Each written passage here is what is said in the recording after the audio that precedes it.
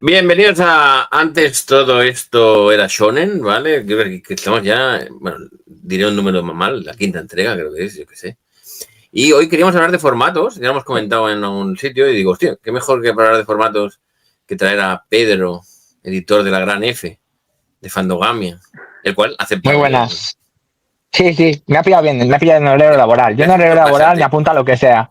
De nada, un placer. Esto desgrava de mi horario, ¿no? Chicos, estoy trabajando, estoy aquí terminándose. O Efectivamente. algo así.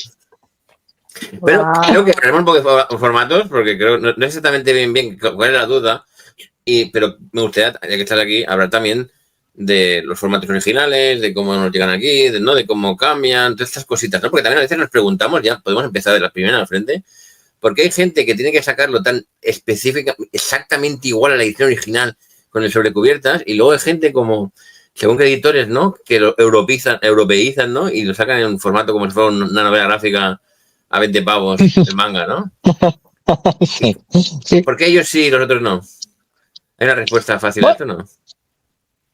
depende de cuánto dinero quieras sacar al mercado. Quiero decirte, al final, la cuestión de las ediciones es a qué precio lo quieres sacar, ¿no? O qué Pero, expectativas tienes de qué público lo va a consumir. Yo creo que al final la elección de un formato u otro, acercarse o no al formato japonés o no, responde a dos cuestiones. Una, un histórico, cómo se han sacado las cosas, y dos, cuál es el público objetivo al que crees que va a llegar ese cómic. Entonces, ahí depende también el formato en el que lo acabas publicando, ¿no? El ejemplo más claro, ¿no? Con esto de europeizarlo es cuando sacaron Mi experiencia lesbiana con la soledad en Francia, lo hicieron espejando las páginas en un formato más grande, con un título totalmente distinto al original, que además no hacía un poco relación a relaciones LGTB o a ningún componente de homosexualidad, sino que era como un título totalmente más neutro en este sentido, quitándole ese matiz, porque claramente el público al que se dirigía no era el público consumidor de un manga shonen o de un manga al uso como lo entendemos en el mercado europeo, que es que son mangas para chavalería, ¿no? Sino que querían darle un poco esa impronta de novela gráfica, que es una etiqueta. Entonces, los formatos al final responden a las etiquetas con las que quieres publicar los tebeos. Y los mangas como producciones culturales responden exactamente a eso, a una cuestión de marketing, de cómo lo quieres sacar, para qué público va dirigido y a qué precio lo quieres vender. Eso yo creo que es impepinable y se traslada del manga a cualquier otro formato. O sea, a cualquier otro cómic, ¿no? Dentro del mercado. sí, pero la pregunta más bien iba también porque está el mito, ¿no? Uno de los mitos es que los japoneses son muy estrictos y que como modifiques una coma y tal. Entonces, de ahí viene la pregunta, más que porque han decidido uno u otro, yo entiendo que lo deciden porque se parezca más a sus otros títulos, que no son manga. Pero ¿por qué? ¿Por qué? O sea, entonces es falso el mito de que tenéis que sacarlo exactamente igual, no modifiquéis la portada, no modifiquéis. No es falso. Tiene una realidad de fondo. Tú puedes, cuando haces una oferta por un manga, tú especificas en qué formato lo quieres publicar y si varía respecto a la edición original, ¿vale? Lo tienes que especificar. ¿Y por qué? ¿Cuáles son los motivos que llevan a ello? Justificarlo pues con el precio con el que va a salir o con el tipo de colección en el que se va a integrar. Esos datos no están tal cual en la oferta y a veces sí, ¿no? A ti te envían como plantillas para hacer ofertas sobre mangas y entonces ahí tienes como apartados de observaciones para identificar estos cambios. Lo que no puedes variar es el tipo de ilustración, ¿vale? Las ilustraciones para ellos, al menos en nuestra experiencia, y he trabajado ya con más de 10 editoriales japonesas diferentes, no puedes alterar la ilustración. Si tú cambias el tamaño mientras los archivos te permitan cambiar el tamaño, no hay problema. Si el archivo es suficientemente grande como para publicarlo así o así porque el original era grande, tú simplemente dices que lo quieres sacar en grande, pero no puedes hacer que el guillotinado vaya por un sitio donde no toca, que se corten escenas o que se corte una imagen que no deberías. En la portada, para insertar tu título en castellano, no puedes alterar la ilustración original de manera que cambies de sitio alguna cosa para que te quepa bien la imagen. Ahí el ejemplo lo tengo también con el volumen de Diario de Intercambio, volumen 1 de Kabi Nagata también, en el que insertamos el título de Diario de Intercambio arriba y la escena, si recordáis la portada, es Kabi Nagata con su contrapartida desnuda encima, ¿no? Que no se ve nada, solo la espalda tumbada como en la cama y alrededor suyo hay como blisters de medicamentos abiertos. Y entonces lo que hizo Rubén Solas, nuestro maquetador estrella, residente, fue modificar, me ha hecho así, está enfrente y me ha hecho así. Lo que hizo fue mover ligeramente, no sé, 5 milímetros un blister de medicamentos que se quedaba tapado por nuestro título para que se viera bien. Lo movió como 5 milímetros de un fondo que era rosa, no tenía nada. La editorial japonesa, cuando revisó esos archivos, dijo: habéis tocado la ilustración, habéis movido este blister 5 milímetros y esto ya no es la ilustración original. Le dijimos: sí, es cierto, pero lo hemos hecho para que quepa bien nuestro rótulo, porque ya lo hemos diseñado para que encaje en el tomo 1 y en el 2, porque son 2 tomos distintos. Y dijeron: no, pero el blister, aunque quede tapado por el logo, no podéis tocar la ilustración. Esto es el bloque, ya está, puedes ampliarla, puedes reducirla, pero no puedes modificar elementos dentro para que encaje en tu edición. De manera que hay algo de mito y hay algo de realidad. Por supuesto que hay formas de sacar cosas diferentes a como se han hecho en Japón en cuanto a formato, cantidad de páginas, etcétera. Y esto lo estamos viviendo en España, por ejemplo, ahora y en el mercado europeo, con estas ediciones 2 en 1, 3 en 1 de algunos mangas que no existen originalmente, pero que aquí sacamos compilados, ¿no? Para intentar que las colecciones sean más cortas y hacer formatos más económicos en algunos casos. O sea, para generar un nuevo formato que responda a un nuevo tipo de público. De nuevo, es una cuestión de marketing, sobre todo.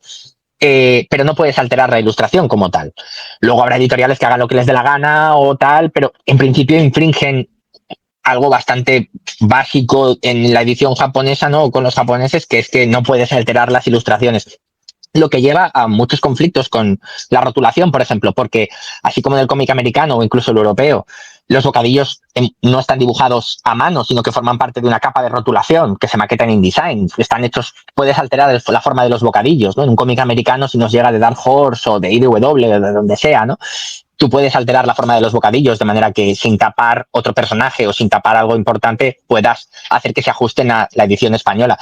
En manga, como bien sabéis, los bocadillos están dibujados por sus artistas, con lo cual no hay modificación posible. Si modificas el bocadillo, de facto modificas la ilustración, razón por la cual las onomatopeyas tampoco se suelen alterar, porque muchos editoriales consideran que forma parte de la ilustración y por tanto si alteras la onomatopeya estás también alterando el concepto del dibujo en sí mismo.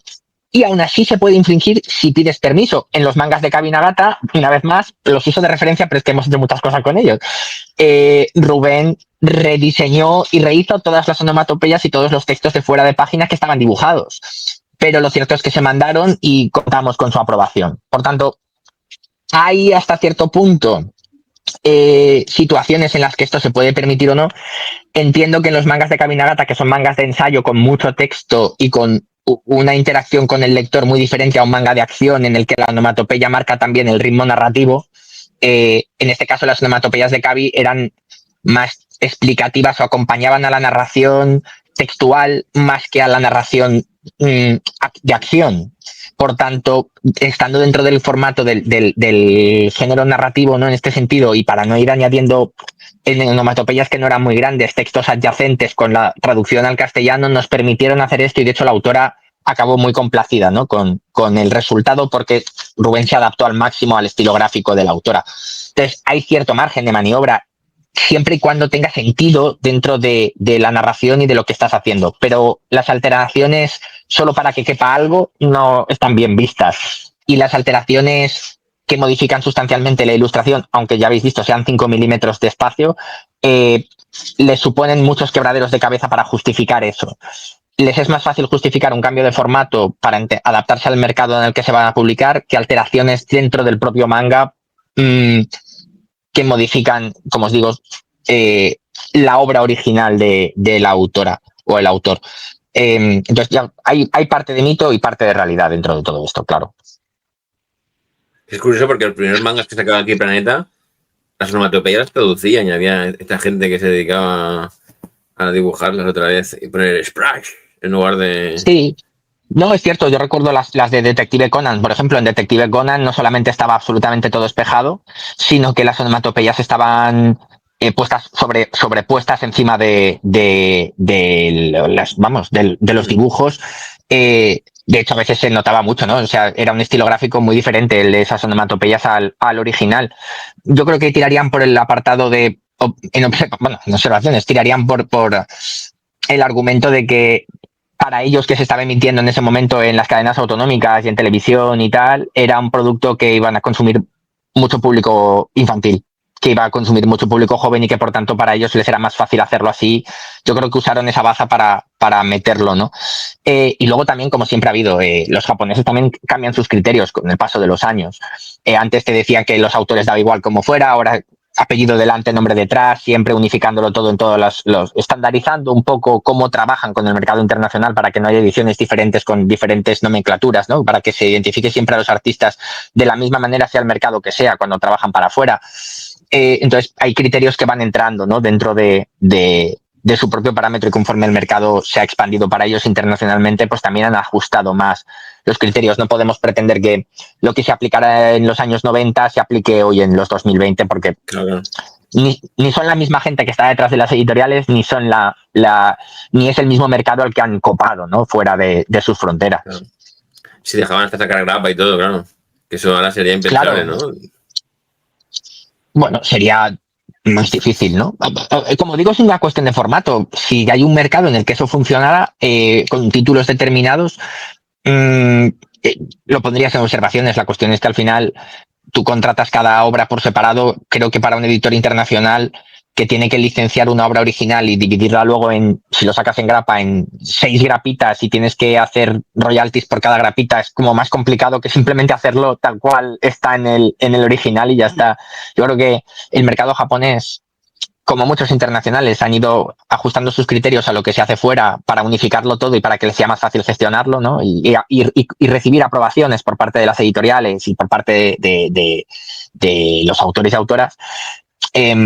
Y por otra parte, para los editores españoles, franceses, alemanes, estadounidenses, publicarlo en formatos tankobon es fácil. Se parecen mucho los archivos a los originales. Lo más que estamos haciendo es ampliar el tamaño o, o unificar volúmenes, pero al final no tienes que hacer grandes alteraciones ni grandes esfuerzos, más allá de, si es el caso, borrar los bocadillos y dejarlos en blanco para que el rotulista pueda luego poner las palabras en castellano. Entonces, se hace sencillo publicarlo en las condiciones más parecidas posibles a cómo te llegan a ti los archivos, que es el formato original japonés. Entonces también hay una cuestión de, no quiero llamarlo comodidad o pereza, pero también de practicidad y de eficiencia a la hora de sacar los cómics aquí. Claro, claro. ¿Qué chapas os estoy contando, yo lo siento, pero soy un No, rollero, perdonadme. es que somos, yo no sé si a los demás nos gustará, pero a nosotros dos, estas Sí, no sé. cositas, estas infraestructuras y cómo funciona la máquina detrás, a mí, por lo menos, siempre me ha hecho mucha gracia. Por eso te pregunto cosas como esto, ¿no? De lo de los formatos y cómo cambian y la rotulación y demás. O sea, y de todos los editores, porque tú has trabajado ya con editores norteamericanos, supongo que ingleses también, ¿no? Porque lo de... Sí, Doctor Who, por ejemplo. ¿Son los más minuciosos los japoneses? ¿O son los más...? No. Sí, efectivamente sí. Los americanos es que ya llega un momento en el que no te piden nada, ni revisar nada, o sea, sacas los estudios y ya está. También depende de la confianza que tengan con una editorial concreta o no, ¿no? Y también depende del tipo de licencia. Supongo que Panini, cuando tiene que lidiar con Marvel o DC, pues tendrá que estará sujeto a muchas más cosas por los temas de copyrights, de qué hacen, qué no hacen, ¿no? Etcétera. Con otras editoriales más independientes o que son más alternativas en este sentido, están más que contentos de que el material se publique fuera y te ponen muy pocas objeciones absolutamente a nada. Y tú, si les has enseñado ya de una serie como Giant Days, los primeros 3 volúmenes, pues para el cuarto ya no te piden nada, tú vas sacando y ya está, porque vas a respetar el formato, ¿no? Y en todo caso, si hay algún problema, pues se verá un poco a posteriori, pero en ningún momento, si mantienes el formato y mantienes la esencia de lo que estás sacando, tampoco tienes ya mucho más que revisar, ¿no? Y si los autores, además, con los que estás en contacto, pues están contentos con el trabajo, ¿qué más puede decir la editorial en este caso? Si está, todo fluye de otra forma. También cuando trabajas con editoriales estadounidenses, por ejemplo, o con editoriales europeas o tal, puedes tener un contacto más directo con los autores. En el caso japonés es imposible, ¿no? Hay tantos comités de por medio y tantas barreras. Lo habitual es, aunque en algún caso hemos trabajado con la editorial directamente japonesa, lo común es hacerlo a través de una agencia de derechos, ¿no? Y esta agencia, a su vez, le traspasa la información a la editorial, que se lo traspasa al tejido autoral. Por tanto, tú como editorial extranjera, al autor no le ves ni en pintura, no sabes, vamos, no te enteras de nada, no hay contacto de ninguna forma. En el mercado europeo y americano, como también tenemos otro carácter y otra forma de ver las cosas y todos tenemos redes sociales, al final acabas hablando muchas veces directamente, en algunos casos, pero muchas veces acabas hablando con el autor o autora en ocasiones. En otras no, porque no es necesario o porque, yo que sé, con la gente de Critical Role no hemos hablado porque van a su bola. Para ellos el cómic es como una cosa accesoria, no es su mercado principal y bastante tienen lidiando con sus hordas de seguidores en sus tweets, en sus chats, en sus streams, en todo lo que hacen, ¿no? Contando billetes ahí. Claro, efectivamente. Pero ahí lo haces todo a través de la editorial también y tampoco hay mayor problema. Pero como os digo, la mayoría de editoriales, si aceptan que lleves su licencia, es porque saben ya que el catálogo que manejas es similar o que tienes ya una trayectoria y tampoco a Fandogamia después de casi 14 años ya publicando TVOs, pues tampoco te van a venir a decir cómo vas a hacer las cosas, ¿no?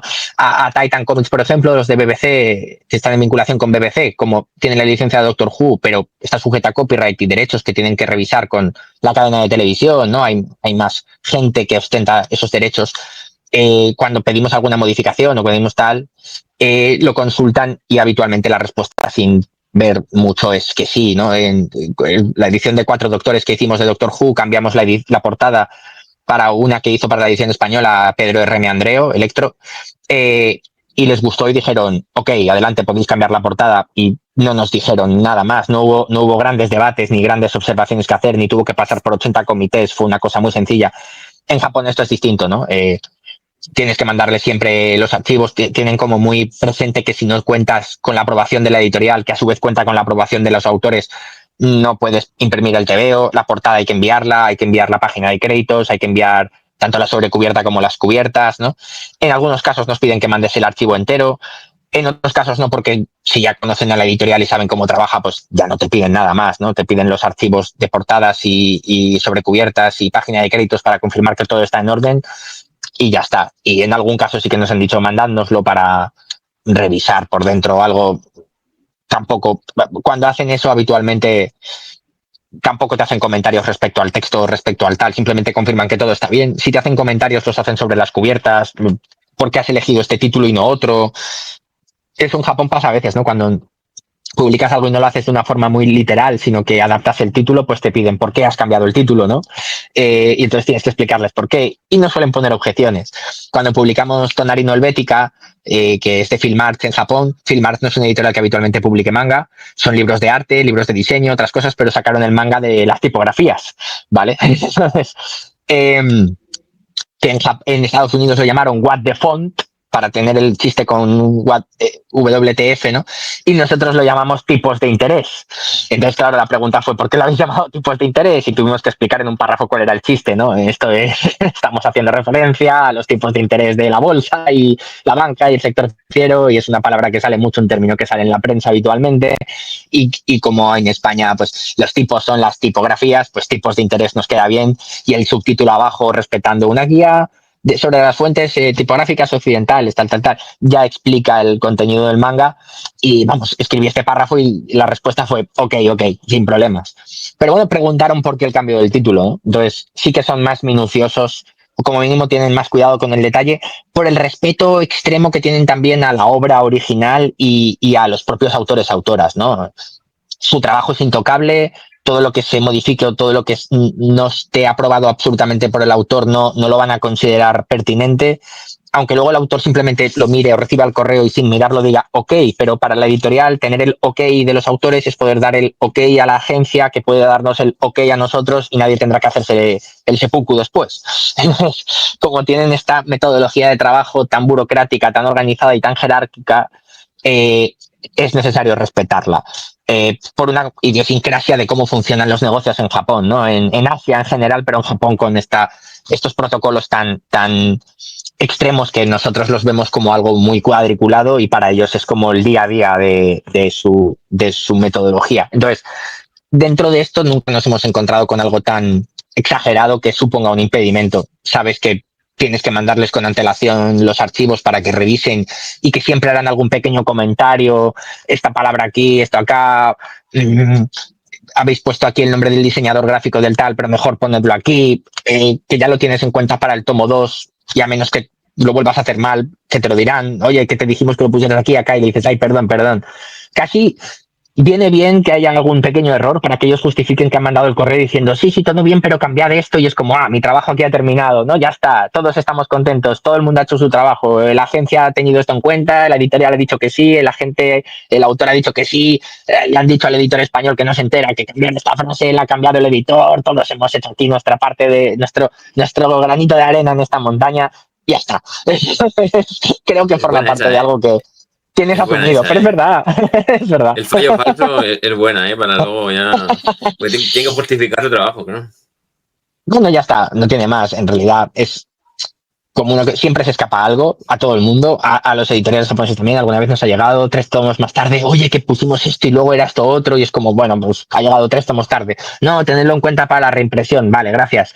Y lo tenemos en cuenta para la reimpresión. Ellos pueden justificar que se han dado cuenta, que mandan el correo diciendo que han advertido al editor, ya está. Tampoco, vamos, cosas muy gordas de infracción de derechos tienen que ocurrir como para que tal. Siempre hay agencias más pesadas en este ámbito y otras que no. Por ejemplo, cuando haces material promocional, ¿no? Un marcapáginas o una lona para tener en el stand. Hay editoriales, hay agencias más que editoriales, pero las agencias al final responden a las necesidades de las editoriales, eso se supone. Por eso unas trabajan con unas agencias y otras con otras. Hay agencias que te dicen, no, me tienes que mandar todo, pues yo lo tengo que mandar para que te digan tal. Y otras agencias te dicen, sí, no, pon la línea de copyright abajo y ya está. O sea, ¿qué vas a hacer? No cambies la ilustración, úsala para la lona, y pones abajo el copyright y ya está. No te vamos a decir gran cosa. Y ya está. Hemos tenido editores japoneses pasando por el stand, algunos han descubierto que habíamos hecho una lona pasando por el stand y han dicho, qué guay todo. Y ya está, es que no, no, porque ven que abajo ponemos el logo Shogakan, tal, o Futabasa, Kadokawa, quien sea, barra el autor con el año, y ven que lo estás haciendo no para vender, sino para promocionar el trabajo, por tanto no te estás lucrando, estás haciendo una acción promocional. Lo que verían mal es que hicieras pegatinas y las vendieras sin pedir permiso y sin que los autores se llevaran su parte. Entonces, mientras quede en el ámbito promocional y no lucrativo, pues ya está, no hay más, ¿no? Entonces, es ya el juego que haces. Al final las editoriales, en principio no vendemos merchandising, nos dedicamos a sacar libros, lo que haces es para promocionar el libro, y a menos que te pongas a hacer camisetas y regalarlas, pues ahí los japoneses, si no les has dicho nada, dirían, hombre, ¿qué estás haciendo, no? Estás aquí, tienes una línea aquí de merchandising paralela a la licencia que has comprado, tienes que quedarte con lo que has pagado, ¿no? Con lo que has comprado y has dicho que ibas a hacer. Todo el material promocional que se haga, mientras no sea descabellado y respetes el copyright y lo pongas, pues ya está, no te van a poner tampoco grandes pegas. Y si tienes interés en hacer merchandising, pues también lo trabajarían, pero vamos, que esto es otra línea de negocio, otro contrato distinto. Pero, eso es materia promocional. Hay muchos lectores que son súper fans, ¿eh? O sea, del posavasos con la primera edición. Sobre todo hay una editorial, Milky Way, sobre todo, ¿no? Que siempre se preocupa de más que ninguna. Pero hay gente que es que si no tiene eso, ya como que no lo quieren, a lo mejor, ¿no? Que es exagerado, ¿no? Lo del material promocional. Hay veces pasa, No. sí. Yo recuerdo cuando veníamos ediciones de monstruos de Godzilla, no me acuerdo qué cómic fue, del Godzilla Power Rangers o alguno de estos, o Godzilla La Guerra de los Mundos, no me acuerdo, La Guerra de Medio Siglo, no me acuerdo cuál fue, que había como 2 ediciones, una por 18 euros, que era la edición tapa dura tal cual, y otra por 21, que era la misma edición, pero tenía sobrecubierta y tenía una postal. Y la que se agotaba siempre en las ferias era la de 21 euros, que era el mismo TVO, pero por 3 euros más tenía sobrecubierta y tenía la postal. Siempre se agotaba siempre la que más se vendía era la limitada, no la estándar, por este concepto un poco de marketing de, uy, es limitada, uy, tiene una postal, tiene un tal. Era el mismo TVO, 3 euros más caro porque tenía la sobrecubierta, que se podía usar como póster, nadie creo que la usara como póster, la usarían como la sobrecubierta que era, y una postal o una lámina, no me acuerdo ahora, pero vamos, que tampoco ni nada. Y sí, tiene un efecto, supongo que de fondo en este ámbito. El problema de incluir a veces para las editoriales pequeñas, de incluir merchandising o de incluir mucho material promocional que tenga que llegar a librerías, es que prácticamente te obliga a que tengas que retractilar el producto, ¿no? El libro, para que no se pierda el material, ¿no? Digo no se pierda porque quiero ser políticamente correcto, pero si lo dejas en la FNAC es probable que nada llegue, que amigos de lo ajeno se apropien de ello, ¿no? Claro, si retractilas algo que no sea un manga súper conocido, le estás privando a la gente de la oportunidad de ojear ese manga. Por tanto, al final, para editoriales pequeñas que no tienen licencias ultra potentes, que la gente ya viene de casa sabiendo qué es, ¿no? Que ya va con la compra en la cabeza, pues te estás perdiendo un poco esa oportunidad de que la gente descubra el manga. Entonces, tienes que valorar si se le da cuenta o no hacer según qué cosas. Claro, si solo lo vendes a través de tu página web, que eso también lo hacen otras editoriales, yo me incluyo, ¿no? A veces meto marcapáginas de algunos cómics dentro de tal. No lo haces en la edición que llega a librerías, las librerías se quejan. Antes se quejaban más, ahora creo que ya hay tal volumen de novedades mensual que es que no les da tiempo a quejarse. Para cuando se van a quejar han salido ya otros 80 tebeos, entonces no hay tiempo a quejarse. Hemos perdido a Josep por el camino. No pasa nada, lo recuperaremos. Yo tengo una pregunta respecto a eso, porque yo me compré en Valencia, me compré Panda Emporium, que es vuestro, de Camapón, y venía claro, yo lo había visto la edición en tiendas, y en tiendas tienes el cómic al uso. Pero luego me di cuenta que en Valencia, cuando lo compré, me pusieron una lámina que es como un menú del cómic que me pareció muy bonito, el detalle, y pensé, ¿qué es esto? Qué chulo, no sé qué. Y claro, fue al comprarlo que la chica que me lo dio me puso la lámina. Y luego lo estuve ojeando y pensé, qué guay, si me lo hubiera comprado en tienda, esto no lo hubiera tenido. Entonces, me hizo como mucha ilusión, no esperaba que estuviera ahí, me hizo muchísima ilusión y luego una vez leí el cómic me hizo mucha gracia.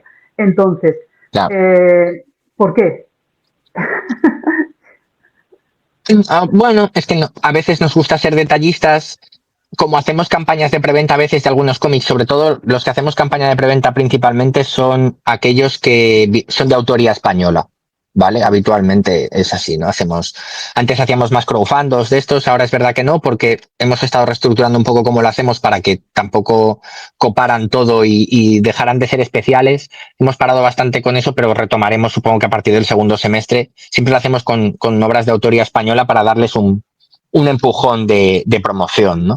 Antes que al material internacional que en muchos casos pues ya se conoce o no tiene esa necesidad de visibilidad tanto, ¿no? No necesitas estar un mes entero hablando del TVO porque en cuanto lo anuncias hay gente que dice, uy, qué guay, ¿no? Esto que ya lo tenía en Scope. Al final, cuando vamos a eventos, hay una cosa a tener en cuenta. Salvo 3 o 4 eventos al año que son de titularidad pública y se hacen en la calle, la mayoría de eventos la gente tiene que pagar por entrar. Bastante dinero en ocasiones.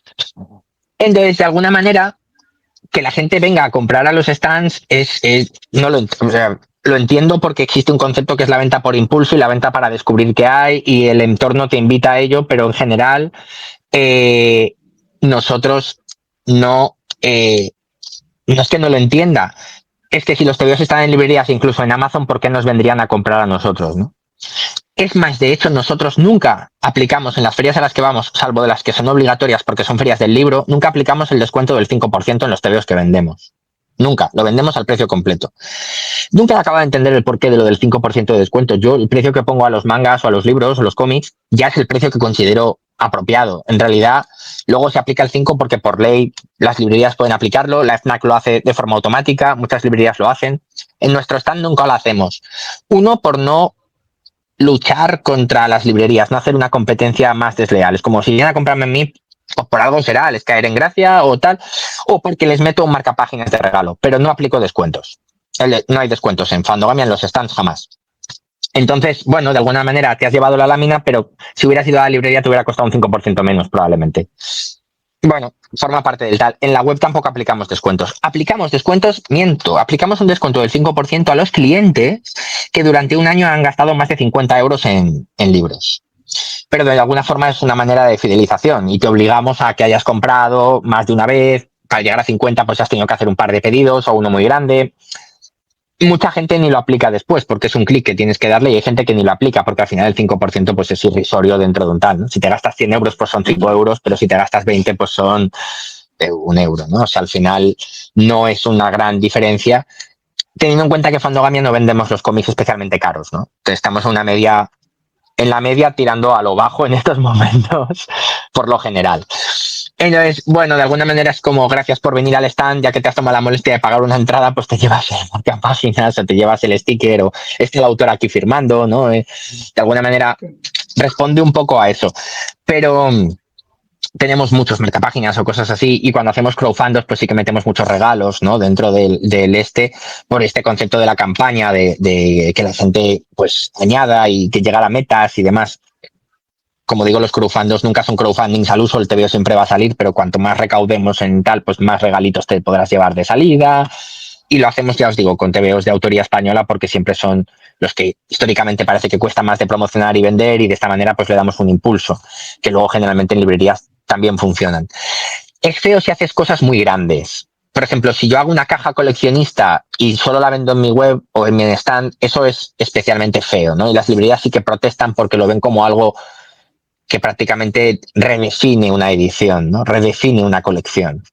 Pero un marcapáginas puede que hace 10 años protestaran, en estos momentos tampoco saben ya dónde meter los marcapáginas, entonces tampoco protestan ya por ello. Como digo, yo lo justifico también en base a que las librerías suelen aplicar el descuento y nosotros de serie no lo hacemos nunca, y que la gente en los stands, si viene, pues se ha gastado un dinero en la entrada y es como un poco el complemento a la entrada que has tenido que pagar por venir a este stand a comprarte los libros. Entonces, ya os digo, en los últimos bastantes años nadie nos ha protestado por ello. Luego hay librerías que sí que para cuando hay una presentación o cuando hay un evento, hacen una actividad o demás, nos piden libros directamente a nosotros en lugar de pasar por distribuidora. Normalmente solo trabajamos así con las librerías cuando es para acciones concretas, ¿no? Pero cuando hay acciones concretas, entonces pues les enviamos también el set de marcapáginas o de tal, de manera que de alguna manera sientan que la editorial ha contribuido también con el tema de la presentación y que lo movemos por redes. Entonces, en realidad, en esos momentos pues les enviamos lo que tenemos a nuestra disposición. Si tenemos material, pues lo enviamos también para que regalen o para que se lo queden después y para que hagan las acciones que consideren apropiadas para mover los TVOs, ¿no? Pero como os digo, esto ocurre solo con acciones concretas en general. En Fandogamia trabajamos con, en estos momentos, 5 distribuidoras a nivel nacional y entonces las librerías eligen la que mejor les viene por proximidad, por precios, por descuentos que les aplican, por lo que quieran, ¿no? Y al final tener tantas distribuidoras y material promocional movido por ellas se hace complicado. Hecho, una anécdota curiosa es que si sabéis, nosotros tenemos los fandolletos, ¿no? Estos que hacemos, que metemos en los pedidos web y damos en las ferias, que son folletos de... ¿Tienes alguna mano, Rubén, por ahí? ¿El qué? Fandolleto. Hay... Si tienes alguno por ahí, un segundo, para que si todo el mundo sepa de qué estoy hablando. Mira, este es el anterior, pero bueno. Esto que hacemos, que es un folletito, que son, pues, explicación de la falla, de las últimas novedades. A veces metemos alguna entrevista con algún autor, las portadas del último que ha salido en los últimos 3 meses y lo que va a salir en los 2 siguientes. Hacemos unas cantidades, pues no sé, 2.000, 3.000, 4.000, para poder repartir en ferias. Cuando la gente compra, los metemos en los envíos web. De estos al principio, vamos ya por el 14. Este es el 13, vamos por el 14, de hecho. Los 4 o 5 primeros los enviábamos a distribuidoras. Y les decíamos, oye, dádselos a los clientes que compren, ¿no? A las librerías que compren, metedles el folleto, y así también que repartan, y así también hacen tal. Entonces les enviamos, no sé, a SD le enviamos 1.000 del primero, para que repartiera. A día de hoy creo que tienen 650 todavía ahí en catálogo. Me siguen saliendo ahí en el stock, los tienen ahí. No los movieron. Quiere decir, enviarían unos pocos y ahí se quedaron. Y los de los siguientes 3 también, se quedaron ahí todos. Y al final dije, pues ¿para qué enviarles? Si es que no va a salir de la distribuidora, no va a llegar al público objetivo. Entonces, lo que pasa con el material promocional es que en el momento en el que sale de mis manos y llega a las distribuidoras o llega tal, como ya no está bajo mi control y tampoco tiene código de barras, pues ya no tengo control de a quién llega o quién no. Entonces, para moverlo y para producirlo y que no se mueva, pues llega un momento en el que al final no lo produces y ya está. No tiene más. Probablemente si fuéramos más grandes, tuviéramos mayor volumen, mayor control sobre las cosas que salen de esta oficina o de este almacén y exigiéramos más a las distribuidoras, pues también tendríamos más control sobre qué se mueve, qué no, y podríamos hacer más acciones. Nunca firmé exclusividad con ninguna distribuidora, con lo cual tampoco nos deben pleitesía. Si yo le dijera a SD, todo el material de Fandogamia lo vas a mover tú absolutamente y solo tú, pues probablemente nos deberían también otro trato con respecto a tal. Y ojo, que el trato que tengo con SD es muy bueno, en muy buenas condiciones y muy bueno, no tengo queja al respecto. Pero tampoco les puedo exigir que me muevan todos los folletos porque tampoco son mi única distribuidora. Supongo que ahí entra un poco el juego de qué haces si solo trabajas con una o trabajas con más de una, si has logrado no firmar esos contratos de exclusividad y puedes moverte tal. No llega el material promocional a las librerías, aunque lo genere, a menos que esté encartado dentro del libro, y para Fandogamia encartar los libros, no retractilarlos, yo creo que es contraproducente en muchos casos. Si tipos de interés hago un marcapáginas y lo retractilo, pues hago que la gente no sepa de qué va el TVO. Pero si llega alguien al que le gusta el diseño gráfico, le gusta el rollo del manga, tal, lo ojea, hostia, por 12 euros un TVO de 200 paginillas ahí con tipografías, qué guay, ¿no? Entonces, de alguna manera el marketing que hacemos ahí, antes que regalar el marcapáginas o la laminita guay, es que puedas hojear el libro y si te mola te lo lleves porque el precio es muy bajo. En general, esa es la estrategia de marketing que tenemos, no más allá del tal. Pero sí que es verdad, y lo he visto en otras editoriales y vendiendo material de otras editoriales y viendo el mercado que llama la atención, atrae y fideliza a parte del público, ¿no? Entonces, es otro componente más dentro del formato. Yo creo que en Fandogamia hemos apostado más porque las ediciones sean económicas y que la gente las pueda toquetear para llegar al público antes que hacer tal. ¿Qué hemos hecho, no? Cuando sacamos el cocodrilo morirá en 100 días, hicimos unas chapitas, unos marcapáginas con la aprobación de la editorial, por eso la chapita tiene ahí el copyright de autor y estudio Kikuchi y tal. Y pusimos en la web de, si las primeras compras se llevan la chapita, no pudimos hacer más de 100, pero bueno, hacemos cosillas así de vez en cuando y a veces atrae a público que tal y a veces pues no, es que depende. Yo creo que el marketing que haces con estas cosas depende mucho del marketing original que ya hubiera, en el sentido de que si la serie ya es tremendamente popular en Japón, pues claro que la gente quiere la postalita. Si la serie no es tremendamente popular en Japón, que haya postalita o no, no va a aumentar las ventas. A mí una cosa que me gusta especialmente de vuestro stand, siempre que voy, es que tienes como un tomo con el precio al lado, que se ve claramente lo que vale, y luego tienes es el ojeable para mí. Entonces lo coges, lo ojeas y Sí, tal, lo dejas ahí, todo el mundo coge ese, entonces no te van trasteando todo. Y es una cosa que me gusta especialmente, porque es como que vale, sé perfectamente lo que vale todo, no tengo que preguntar. Claro, como trabajáis muchos formatos diferentes, muchas veces te entra la duda de esto cuánto vale, no sé qué, y creo que ahí en ese punto está muy bien pensada la idea. Me gusta sí, mucho el concepto bueno, de bajo el tomo esos y son tal. sí, son nuestras 4 cajas de muestras que arrastramos por todos los eventos, que llevan ya la etiqueta puesta. Y efectivamente, algunos llevan años ahí dando vueltas por eventos porque es el tomo que siempre usamos. Cuando ya está muy destruido, pues evidentemente lo cambiamos por otro. Pero mientras no, es como el tomo de muestra para que la gente ojee y luego ya abajo están como los buenos. Y cuando cogen ese para meterlo en sus bolsas, les decimos, no, cógele abajo que está sin tocar, este es el de muestra, ¿no? También responde a eso, como tenemos muchos formatos distintos y precios diferentes en cada volumen, según si es blanco o negro, si es a color, si es tal, el número de páginas, pues entonces al final necesitas un poco hacerlo fácil y para el público yo creo que es muy fácil tener ahí como la etiquetita en la esquina del precio para ya sé lo que es, ¿no? Y es el ejemplar de muestra que puedes manosear, que sabes que no es el que te vas a llevar, te vas a llevar el de abajo. Entonces, sí, tenemos eso en cuenta y esas 4 cajas de muestras las arrastramos por todos los eventos durante años, sí. Y hay gente que no quiere preguntar. Y escribe el precio, pues ya, te da el billete, no te dice nada. No te oigo, Busquets, no te digo nada. Nada. Pues no lo Sí sé. que eso lo pregunto yo, ya que yo sí que te he escuchado. Yo no te escuché, Dice que la gente, me he vuelto. dice que la gente ya no te tiene que... Dice, ya ve el precio ya directamente desde el billete, no hace falta que te pregunte y nada, que supongo que hay gente que pregunta igual, porque es lo típico de está ahí el precio, está aquí el tomo, se está viendo y te pregunta todavía cuánto vale, pero bueno, Bueno, pero esto es básicamente normal. Esto es normal, ¿no? Al final la la gente gente pregunta está... pues por ya rutina, ¿no? O por ya tal. Me acerco y digo, pues ¿cuánto vale? ¿Cuánto está? Y pues, está el precio y muchos veces dicen, uy, ni lo había visto. En las paredes de que tenemos camisetas ahí en los stands igual, ponemos los precios 80 veces y la gente, ¿cuánto vale? Y estás literalmente al lado del cartel que pone cuánto vale. Entonces es como, bueno, pues vale esto. Pero Compro. ya es por rutina un poco también de tal, o por ver si era este precio, a lo mejor ya preguntan con miedo porque no saben si el mes que viene está un precio en portada, pero ha subido para este salón. Entonces es como, uy, ¿vale esto? La mejor reacción que puede ocurrirnos es que les diga, sí, vale esto. Y dicen, ¿de verdad vale esto? Qué guay, ¿no? Es como, toma mi dinero. Pero preguntan ya por si acaso es €1 más que lo que está marcado. Sí, sí. Pero bueno, es normal, ¿no? Al final son las rutinas de venta o cojo los 3 TVOs que me quiero llevar y pregunto cuánto es. Podrías sumar tú, pero lo puedo sumar yo en la caja y te digo cuánto es, ¿no? Así que tampoco son estas rutinas de ir cargado ya con 3 bolsas y preguntar cuánto es. Ya está.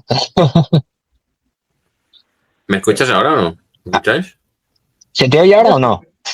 yo Yo sí. no. Pues entonces eres tú. Yo Hazme te de oigo, yo te intérprete, hazme de oigo. intérprete. A Espera, te ver, vas a si usted salir. Me ha sí quiere pasado. preguntar, venga, va. Te vas a salir del estudio y vuelta. se nos va, lo perdemos. Aquí Se ha congelado. Aquí córtalo. No tiene más que decir. Esto tiene improvisación, edición improvisada, no sé qué es. Es un despertento. Sí. Gracias por venir. Ahí está nuestra gran desgracia, porque madre mía.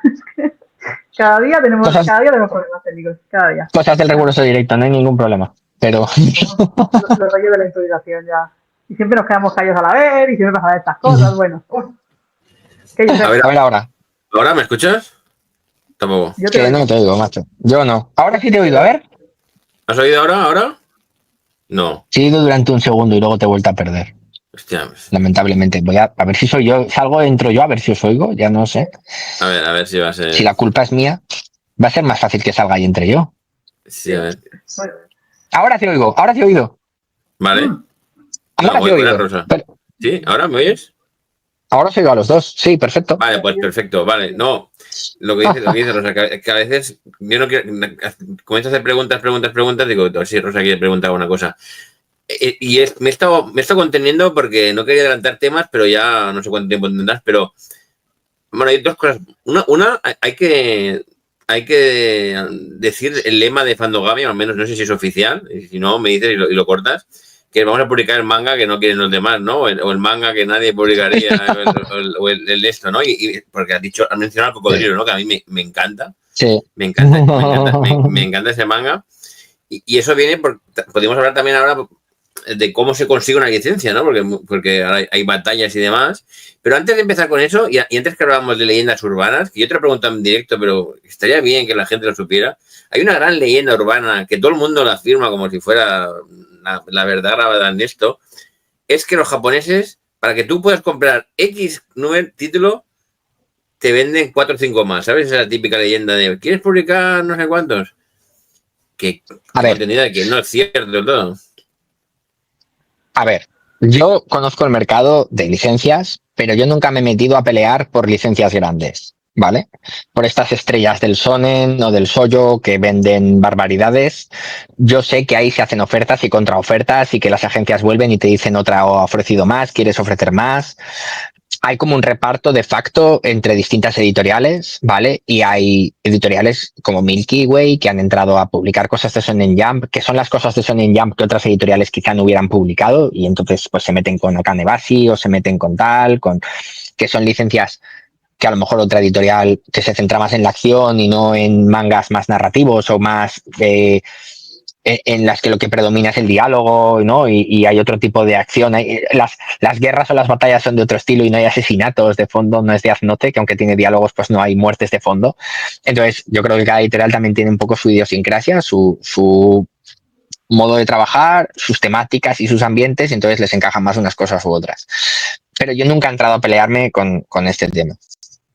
Evidentemente, cuanto más ofreces contratar a una editorial, más fácil es que te hagan caso. O sea, si solo vas a por un tomo, pues es más, o sea, te hagan caso. Y si dices que quieres 3, pues a lo mejor tu correo lo atienden antes, ¿no? Pues como con cualquiera. Y si dices que, claro, el mundo de los negocios funciona así. Hasta donde yo entiendo, nunca me han ofrecido que para sacar algo tenga que llevarme algo más, ¿no? Pero evidentemente si he ofrecido publicar 3 series, pues me han tenido en cuenta, y no sé si me han tenido en cuenta más que si hubiera ofrecido publicar una. Pero lo cierto es que de otras editoriales he pedido un tomo o 2 y me los han vendido sin mayor dilación. No me han dicho en ningún momento, podrías comprar más, deberías comprar más. Jamás. A mí se me ha transmitido esa información o se me ha hecho saber de alguna forma que esto agilizaría el proceso. En ningún momento. Ya os digo que hay editoriales a las que les he comprado 8 tomos y a otras les he comprado 1. Nunca me ha llegado a mí. Que si haces una oferta en lote y dices, me voy a llevar esto, probablemente tengas más facilidades de conseguir algo. Si dices a Shonen Jump, ¿no? A través de la agencia, aquí en Europa sería Bizmedia, que vas a licenciar una serie y pagas ya los primeros 30 tomos, no solamente los primeros 20, pagas los primeros 30, pues hombre, la oferta es más jugosa que si contratas 20, porque la editorial ya tiene 30 tomos pagados, ¿no? Y cuanto más pagues por ellos, pues más jugosa será la oferta. ¿Que les metan de relleno otra serie para sacar esto? A ver, bien visto no está. Ya os digo, ni con los americanos ni con nadie me ha ocurrido esto jamás. En ningún mercado me han dicho que para sacar algo tengo que hacer más ofertas. cuanto más he pedido de una misma editorial, pues supongo que lo habrán visto con mejores ojos. Y yo es verdad que para entrar a trabajar con alguna editorial, pues no les he dicho me llevo un libro, les he dicho me llevo 4 de la misma serie, ¿no? O les he dicho tal, para que la oferta sea más jugosa, vean que aquí hay capacidad financiera, que podemos afrontarlo, que esto no es vamos tomo a tomo, sino que vamos a publicar con regularidad o con cadencia. Pero también forma parte, yo creo, más de la cara que quiere dar tu empresa y qué imagen quieres ofrecer, ¿no? Y proyectar para hacer negocios, que por una cuestión de que me hayan dicho que es que tal. Una vez una editorial estadounidense sí me dijo que por menos de $5.000 ellos no hacían nada. Por un tema de facturación suyo, ellos trabajar menos de $5.000 de tal, ellos no trabajaban. Pero es verdad que esta empresa tenía más relación con el mercado cinematográfico que con el mercado del cómic. Entonces, cuando trabajas con empresas que se dedican al cómic, que tienen el cómic como su principal facturación y que entienden los mercados internacionales porque no son recién llegados al negocio, sino que trabajan con distintas empresas a nivel internacional, yo creo que esto de que la factura tiene que ser de 1.500 € es una chorrada, campeona. Jamás nadie me ha dicho esto, salvo estos, y les dije, ah, sí, pues hasta luego. O sea, pues muy buenos días. Es que no sé si les hice una oferta por $3.000, no sé, por 2 libros o lo que fuera, en base a un adelanto de royalties que luego cobrarían más o menos.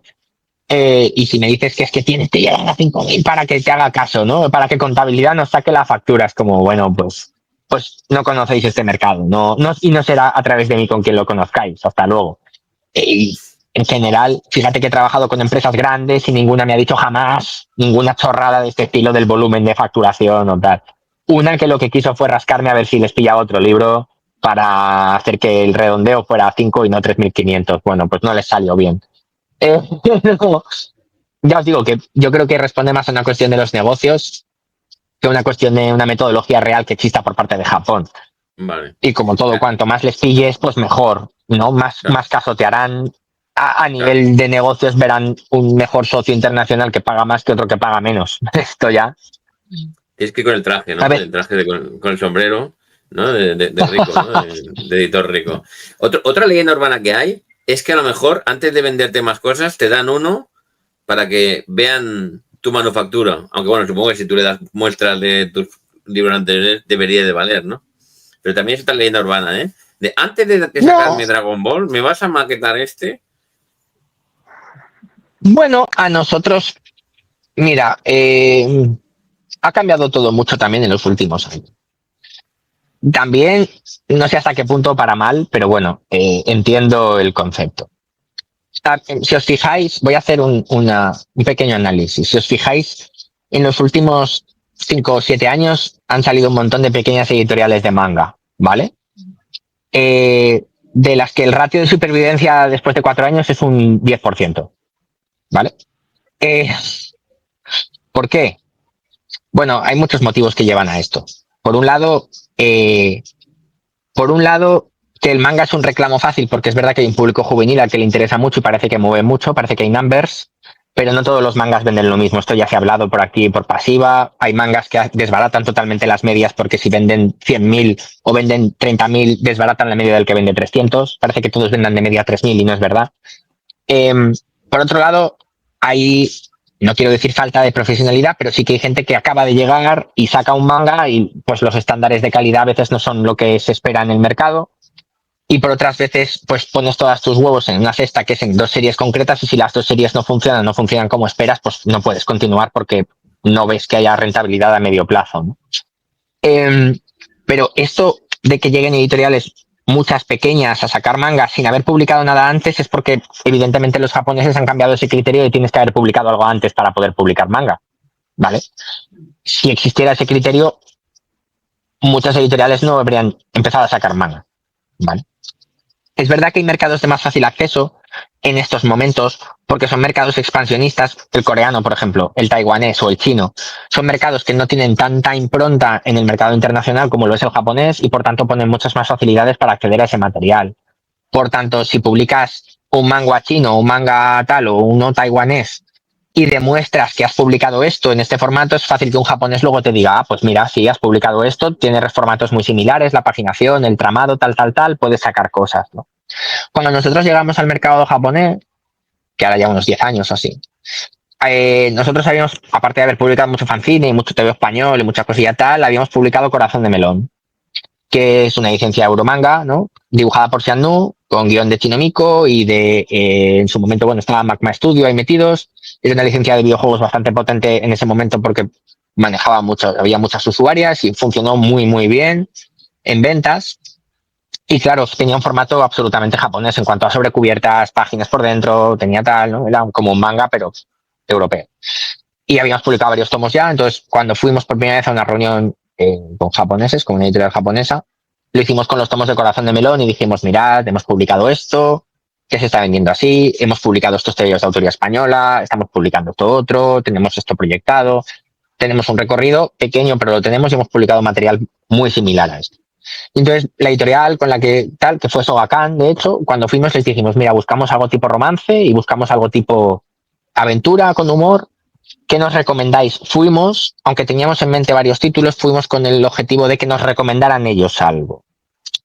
Y funcionó, nos recomendaron Andomai con Trampas Agridulces, Amakte Furuiwana Nonaka, y nos recomendaron Monster de Nikichi Tobita. Y dijimos, y nos dijeron, esto os puede funcionar. Y dijimos, genial, vamos a revisarlo. Lo revisamos y dijimos, sí, nos interesa, hacemos oferta. Y dijeron, muy bien, adelante. Y entonces empezamos a trabajar. Fuimos pidiendo recomendaciones. Aunque teníamos en mente autores y teníamos en mente tal, sabíamos que no iba a ser fácil, y especialmente con una editorial mediana grande como es Sogakan, que tiene mucho título y mucho tal. Pero sabíamos que si Sogakan nos permitía publicarles algo, a cualquier otra editorial, salvo Kodansha o Shueisha, a la que fuéramos, nos iban a decir, habéis publicado con Sogakan, ¿qué queréis? Entonces, fue nuestra estrategia para entrar al mercado japonés. Ahora es muy distinto. Creo que 10 años más tarde se puede acceder de muchas otras formas y hay muchas editoriales asiáticas que están dispuestas a vender material y que hay muchas editoriales japonesas más pequeñas que están dispuestas a mover el material contigo aunque no tengas un nombre en la industria o no tengas mucho recorrido. La contraparte es que muchas de esas empresas, si no tienen mucha cadencia de publicación o el material no es especialmente potente, la calidad de la edición no es la que se espera en el mercado europeo en estos momentos, pues el ratio de supervivencia, como os digo, es bajo. Porque además es apostar solo al japonés. El japonés tiene una ventaja y una desventaja muy importante. La ventaja es que es barato. Es barato. Las licencias son baratas, los precios de portada son baratos, no tienes que pagar mucho royalty. La traducción es una contra, pero las traducciones tampoco son especialmente caras para un tomo de 200 páginas. Sacar manga es barato, en general. Cuando sacas muchos mangas, no es barato. Y luego está la contraparte, es que el TVO se vende barato también. Pagas poco, pero lo que te llevas por la venta tampoco es mucho, ¿vale? No haces grandes números. Y la segunda contraparte, que es la fundamental, es que lo dije el otro día por la red de X esta en relación a la editorial que lamentablemente había cerrado hace poco, ¿no? Que anunció que cerraba Kimo, es que las tendencias en manga oscilan muy rápidamente. Entonces, lo que vende mucho cambia mucho en 3 años, y lo que siempre va a vender, los long sellers, siempre van a ser series largas con videojuegos, serie de animación y película, y el resto es nicho. Y el nicho pues, vende poco. Tienes que fidelizar mucho al lector para que sepa que el nicho existe y que está ahí, ¿no? Cuando sacamos Mi experiencia lesbiana con la soledad, el manga de ensayo no era una cosa. O sea, ahora llevamos ya 13 títulos publicados de manga de ensayo y la gente sabe que Fandogamia publica esta clase de cosas y viene un poco buscando a ver qué tipo de cosas hay, ¿no? Pero no era un nicho. Y si hubieran sacado, y es verdad que Experiencia Lesbiana lo petó mucho porque es un manga que revolucionó mucho el mercado en Japón, tuvo mucho renombre, la gente ya lo conocía antes de llegar aquí, ya sabían de qué palo iba o se conocía, había gente que ya había oído hablar de él.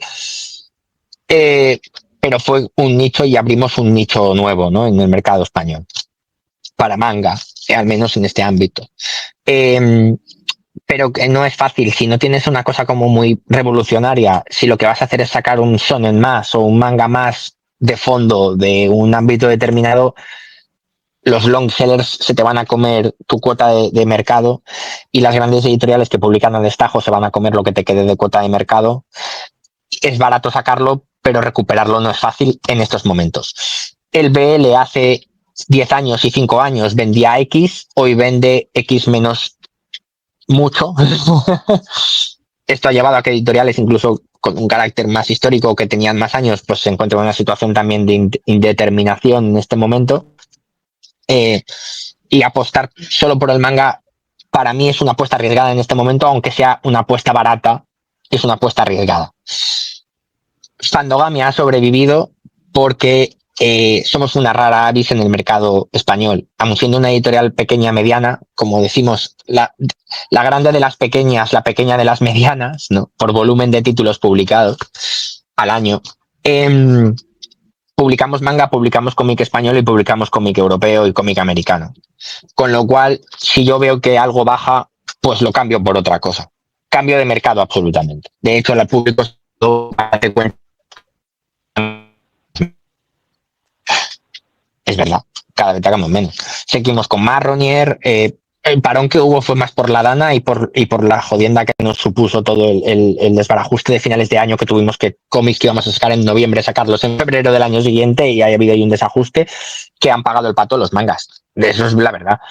Ping Kong, que tenemos ya a punto de sacar, se ha demorado por esa misma razón. Sacaremos ahora el tomo 1 antes de vacaciones de verano. La idea es sacarlo también.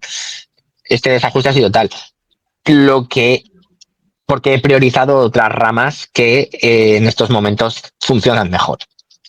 El manga, aunque se publica mucho y funcionan bien muchos títulos, pero no todos. Y la apuesta en estos momentos solo por el manga es conflictiva. Como mínimo, es peliaguda. Lo dejo ahí. Lo dije en el tuit el otro día. Ayer fue el BL, hoy es el Danmain, mañana será otra cosa y llegará muy rápido. Llegará muy rápido. Y dentro de 3 años será otra cosa y dentro de 5 será otra cosa. Por tanto, en cómic americano esto no ocurre de la misma manera. Existen tendencias y géneros, pero no hay géneros que lleguen de forma tan radical que desbaraten todo lo anterior. Hay franquicias eternas que siempre van a estar. De hecho, llegan al punto de que tienen que renumerarse desde el número 1, porque lo que necesitas es que entre gente y que no se aturda por una serie de 400 tomos. Necesitas que entren por el tomo 1. En manga, que cuenta con la gran ventaja de que el tomo 1 es el 1 y el 50 es el 50 y acaba, por tanto la gente sabe que tiene que entrar por el tomo 1. La desventaja en estos momentos es esa, la cantidad de mangas que hay, ¿no? Y que los géneros varían muy rápidamente. Las tendencias de venta varían muy rápidamente teniendo en cuenta cómo es el mercado, ¿no? Las editoriales tienen 5 años o 10 o 40 y las tendencias de 3 años son relativamente rápidas. Una editorial grande con mucha facturación y liquidez puede permitirse ajustarse rápidamente a la tendencia. En otros casos, las editoriales pequeñas, para cuando llegan a la tendencia, ha variado. Es otra ya. Ahora es otra, distinta. Entonces, el manga tiene muchos puntos que lo convierten en una apuesta barata, pero arriesgada. Eso en cuanto a lo que viene siendo el mercado actual a día de hoy. Porque como esto fluctúa, dentro de un año puede ser otra cosa muy distinta y de pronto que no se consuma algo y que el manga se consuma espectacularmente bien. Es verdad también, y esto es algo con lo que he coincidido con otras editoriales, es que en los últimos 10 años siempre ha habido todos los años un manga o 2 o 3 mangas especialmente potentes que han revolucionado el mercado, y llevamos un periodo de 2 años en los que tampoco aparece algo que lo haga que todo explote, ¿no? Se haga que todo, ¡wow! El manga. El último gran pelotazo yo creo que ha sido o fue esta que sacó Norma, que era Tokyo Revengers, ¿no? Tokyo Revengers. Cuando llegó Tokyo Revengers fue como, wow, ahora el pelotazo son los mangas, los Danmei, ¿no? O sea, todas estas, que lo tiene prácticamente todo Norma. Pero no hay una cosa japonesa que digas, ostras, esto, ¿no? Un Spy Family, un tal, porque Sakamoto Days mola, pero tampoco es una cosa que haya pegado tan fortísimo. No hay un gran pepinazo en estos momentos que digas, esto está atrayendo a gente a saco, ¿no? Y el Danmei está haciendo lo que hacía el BL en su momento, ¿no? Con el público femenino, que lo peta, pero lo peta para ese público y parece que nunca trasciende al público generalista porque es como una cosa concreta que lo ha petado. Es un error, ¿no? El público generalista es todo el mundo que consuma algo, o sea, debería poder considerarse también como un tal, pero es verdad que a nivel ecosistema literario es como una cosa concreta que se queda en un ámbito concreto. También porque yo creo que en la gran maquinaria sabe que dentro de 3 años será otra cosa. Entonces, hay que coger con pinzas también incluso lo que estoy diciendo, ¿eh? Porque como os digo, estos mercados fluctúan rápido y es difícil cogerse a la tendencia. Creo que las grandes lo pueden hacer más rápidamente por facturación y liquidación. También por ojo, hay que tener ojo con estas cosas, ¿no? Y saber qué se está sacando y cómo va a llegar tal. Las editoriales pequeñas aquí un poco, en muchos casos, van a colación de lo que hacen las grandes. Ah, esto lo saca tal, pues funcionará. Para cuando lo sacas, ya ha tenido su recorrido, ¿no? Entonces las grandes tienen esa capacidad de oteo de conocer el mercado original y de poder hacer compras grandes sin que les suponga un agujero en la bolsa que tienen para poder comprar licencias. Y las medianas pequeñas tienen que tener más ojo con lo que sacan y no pueden arriesgar en muchas bolsas a la vez, tienen que hacerlo tienen que ser más específicas, pueden jugársela a 2 cosas si publican 30 al año, no pueden jugársela a 15 si publican 30 porque no saben si van a poder recuperar eso o si van a poder mantenerse con ese nivel. Sí, pero bueno, esto ya depende también de lo bueno que sea la editorial, en el sentido de los editores, editoras que ojeen, que oteen y que hagan sus estudios de mercado. Siempre lo he dicho en España, en Europa, pero en España sí también. El estudio de mercado que hacemos con los TVOs es sacar el TVO y a ver qué tal. Pero pagar el estudio de mercado es más caro que sacar el TVO. Sacas el TVO, se ha recuperado, va bien. Si no, va mal. Funciona un poco así. ¿Para qué más?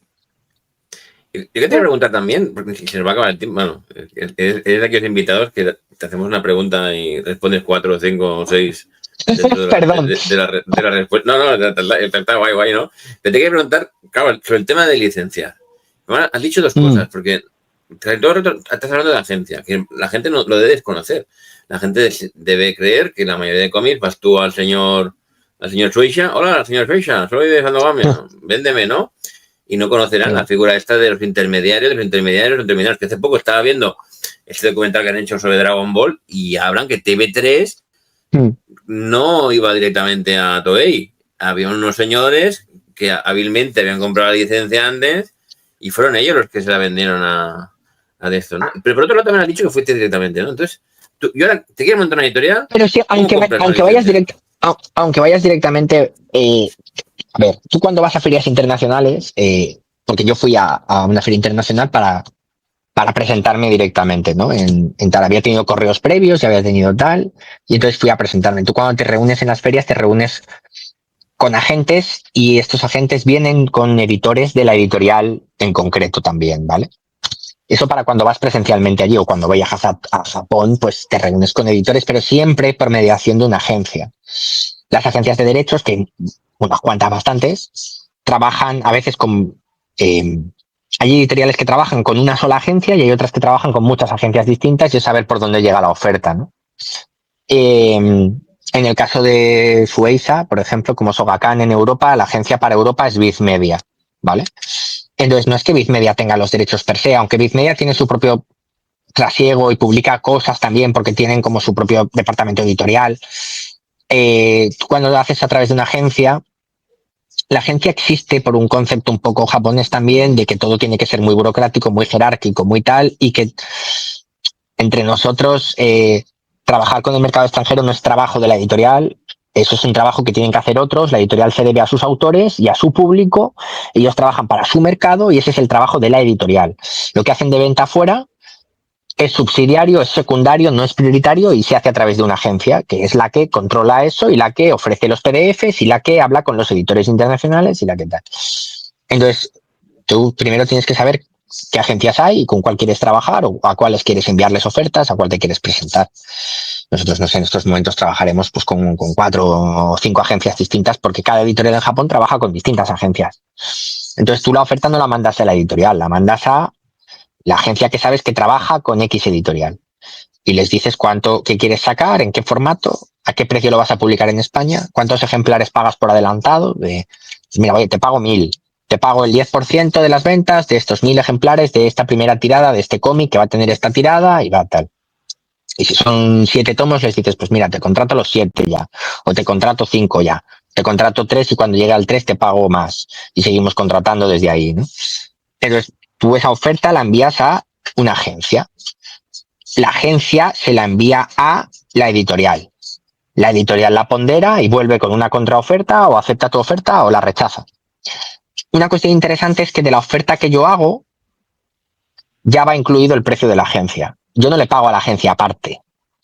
El trato es de la agencia con la editorial. Ellos determinarán qué porcentaje se llevan de comisión de ventas o lo que sea, pero yo la oferta que hago la hago para la editorial a la que me dirijo, aunque sea a través de una agencia. La agencia no me sobrecostea ese precio, ¿vale? No me dice, sí, de lo que has ofrecido un 10% más que son mis gastos. No, esto no funciona así. Yo hago la oferta por la licencia. Luego ellos ya determinarán qué porcentaje se queda cada uno, lo que le paguen al autor, eso son cosas suyas. Yo hago la oferta a la editorial. Que haya una agencia es por comodidad de la editorial extranjera, no por mi propia comodidad en realidad. Aunque sí que lo hacen más cómodo porque las agencias están encima de ti, ¿no? O sea, te mandan información, te mandan boletines actualizados. Como digo, trabajo con muchas agencias ahora mismo porque quería mangas concretos de editoriales que solo trabajaban con una y entonces tenían que ir a esa agencia en concreto. Pero luego a ti te hacen un trabajo de fondo porque a mí cada mes pues me mandan catálogos de las editoriales japonesas que han sacado, me mandan códigos de descarga, me mandan PDFs, me mandan códigos y passwords para entrar en tiendas virtuales de las editoriales para comprar los mangas que quiera para echarles un vistazo, con fondos bastante ilimitados muchas veces de toma, aquí tienes crédito para descargarte si quieres 300 mangas para leerte de esta editorial para ver si te interesa algo. O sea, y esto lo hacen las agencias porque te tienen en contacto, te tienen en correo y te tienen en cuenta. Si lo hiciera la editorial extranjera, tendría que tener a alguien solo dedicado a eso. Pues si es una editorial grande, a lo mejor sí que se la cuenta, si no, pues no. Yo creo que prefieren externalizarlo todo en este sentido y que sean otros los que se encarguen, que además como trabajan a comisión, mueven el culo para conseguir negocios fuera, ¿no? Y están atentos y saben hablar inglés todos, ¿no? Se utilizan el inglés como el lenguaje de negocios, entienden los mercados internacionales, entienden cómo funciona España, cómo funciona Francia, cómo funciona tal. Si un japonés que está trabajando para la editorial en concreto, Kadokawa, quien sea, recibe una oferta, puede pensar, joder, ¿por qué la oferta francesa es el triple que la española, no? Si están al lado, son países que están al lado. Pues una agencia entiende que un país tiene el triple de lectores, que tiene una cultura histórica de comprar TV o no, que se maneja en un mercado histórico que tal. Por tanto, las agencias entienden, se empapan, viajan mucho a Europa, saben cuál es el mercado. Las agencias trabajan para mercados concretos, no es el mismo agente con el que hablas para el mercado estadounidense que para vender al mercado europeo, que para vender al mercado chino, son distintos y controlan tu mercado. Entonces saben si la oferta que has hecho se ajusta a mercado o es disparatada o no tiene o es irrisoria.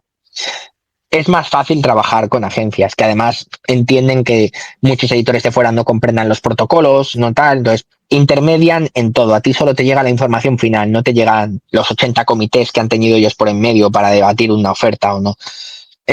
Esa figura de la agencia hace que todo sea más fácil. Con mercados extranjeros, la verdad es que creo que a través de agencia o de un agente solo he comprado 2 o 3 cosas. El resto ha sido siempre directamente a la editorial, con el mercado europeo prácticamente también, aunque hay varias agencias grandes como Mediatoon que trabajan con muchas editoriales en Francia. Creo que he trabajado con Mediatoon, pero también he trabajado directamente con las editoriales.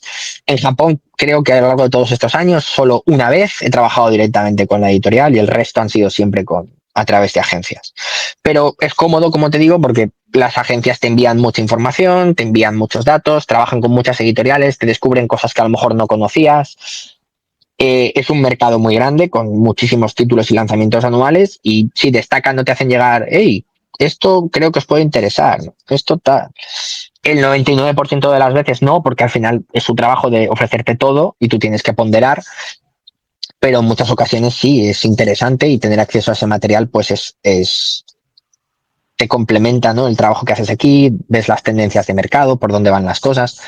Entonces, pero sí, la figura existe y yo creo que es indispensable en el 99% de las veces que haces negocios con Japón. Te preguntaba porque me acuerdo, hace 10 años, ¿no? Dices, pero yo me recuerdo tus tweets, vosotros en Japón, que tienes alguna anécdota, ¿no? Del traje, que no sé qué, que no sé cuánto, de llegar tarde, no sé qué. Pero eso te sirve para mucho, Sí. si dices que lo va por agencia, ¿no? O como, o es para Sí, que tengan eso, la cara. claro, a ver, mira, esto, cuando llegó la pandemia, todos dijimos, va, se acabaron las ferias internacionales, a partir de ahora todo es telemático, a partir de ahora todo es tal, es mentira. Es mentira. En las relaciones de negocios, como en las relaciones profesionales, la confianza es una cosa que se granjea y que se genera. Y si ves a la gente y ven que eres una persona real, que estás ahí, que tienes tu tarjeta de visita, que has ido ahí a Japón para hablar con ellos o no, pues te abre determinadas puertas, que no digo que sean indispensables, pero bueno, como decimos aquí en Valencia, mes sucre, mes dolç. Cuanto más azúcar, más dulce. Cuanto más fácil te lo hagas a ti mismo, pues más fácil que las puertas se abran. Entonces, cuando hablo, mira, con Cabina Gata, experiencia de con la soledad, esa es la anécdota que siempre cuento. trabajan con una agencia que es de English Agency, la editorial es East Press, y solo trabajan con esa agencia en Japón. Yo escribía de English Agency, no sé, 7 veces. No contestaron nunca ningún correo, no sabían quiénes éramos, yo qué sé, estarían con mil líos, o les pilló en la época de otras ferias, de la Feria del Libro de Londres, que iban, yo no sabía que habían ido a esa, porque esa información no la tienen pública puesta por ahí, ¿no? Esa es una información que tienes que ir rascando, llamando, escribiendo correos. Me dijeron que tal, yo descubrí que era esta agencia la que trabajaba con esta editorial porque sí que estaba en la base de datos, pero no sabía qué ferias internacionales hacían o no, porque esa información no estaba accesible o pública. Pero sí que estaba la dirección del sitio donde estaba literalmente su oficina en Tokio. Entonces fuimos a las oficinas de Tokio, me equivoqué de dirección, tuvimos que andar 1 hora porque llegué a un sitio, no era, tuvimos que ir Manu y yo andando al otro sitio porque no había metros ni autobuses de por medio, era atravesando unos distritos residenciales. Y entonces llegué allí, me estaba meando vivo porque no encontraba ningún restaurante, ningún sitio en el que entrar, ningún convini, nada. Y entonces cuando llegué les dije, hola, soy Pedro Medina, editor de Fandogamia, quiero preguntaros por una licencia, pero antes que nada dejadme usar el baño, por favor. Entonces, cuando salí después de visitar al señor Roca, pues me dijeron que sí, que quería, y les dije, pues mira, soy tal, tengo esta editorial, me intereso por este título, me interesa mi experiencia relacionada con la soledad y me gustaría que tuviéramos un contacto por correos, escribí, no me habéis llegado a contestar, pero si me podéis orientar a qué agente en concreto lleva esta editorial, pues yo puedo escribirle y luego tal. Y 2 meses más tarde teníamos la licencia contratada. Vale. Pero me vieron llegar allí y les mandé la tarjeta, les dije el correo genérico al que os estoy enviando o no lo lee nadie o no os llega o creo que no es el adecuado, por favor indicadme un correo al que tal, no quiero negociarlo ahora aquí, simplemente que me indiquéis un correo concreto al que pueda hacerlo, quedaos mi catálogo, quedaos mi tal, estos 2 mangas que hemos impreso para que los tengáis de muestra y hablamos después por correo electrónico, no hay problema, pero si me facilitáis uno, me facilitaron un par y de la persona que estaba a cargo me dijeron justo la persona que está a cargo está en Londres ahora mismo, no está aquí porque está en la Feria Internacional de Londres, pero cuando regrese la semana que viene le daremos el aviso y le puedes escribir. Y así lo hice. Y pues muy bien. A un siguiente viaje que hice con Tokio, lo mismo, les visité, bla, bla, bla, luego estuvimos en contacto con esta gente en concreto, Nami.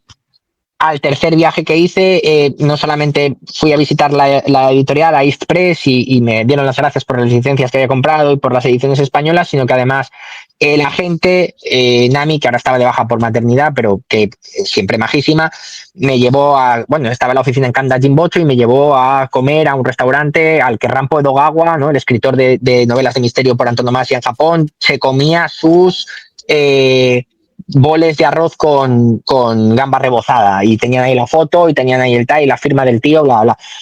Quiero decir, las relaciones comerciales, como en cualquier negocio, en cualquier trabajo, en cualquier empresa, estructura, se generan y se construyen. Entonces yo sé que si necesito algo de Nami, pues está ahí y si ella me tiene que preguntar algo de alguna cosa, pues estoy ahí y ya está, ¿no? Entonces, sí, claro que ayuda a que te lleves bien con la gente con la que estás trabajando y que te vean y que sepan que estás ahí y que has sacado esto y que me interesa esto otro y les hablas del mercado español y de, ostras, ¿qué ha pasado ahora? Y esta editorial que ha cerrado, madre mía, y todos, oh, madre mía, oh. Pero es que se habla se habla de lo que ocurre, no son gente. Lo bueno de que sea la gente y que entienda el mercado europeo es que están muy europeizados y entonces es fácil hablar con ellos de tú a tú. Con la editorial siempre habrá como un respeto ahí de ellos son los que llevan los derechos, el tal. La agencia hace que todo sea más fácil también de trabajar para un europeo o para un americano. Esa es la verdad. Y esa relación de confianza que estableces con ellos es probable que no la establecieras con la editorial directamente, que se deben mucho a sus autores. Al final, para las agencias nosotros somos sus clientes, entonces te van a tratar de otra forma. Para la editorial no eres su cliente son los lectores, que les compran semanalmente sus libros y a ellos es a quienes se deben, no a la editorial extranjera. Pero para las agencias somos los clientes, entonces el trato es uno muy diferente. Por eso es fácil hacerlo a través de agencia y quizás difícil de la otra forma, ¿no? Así es como funciona.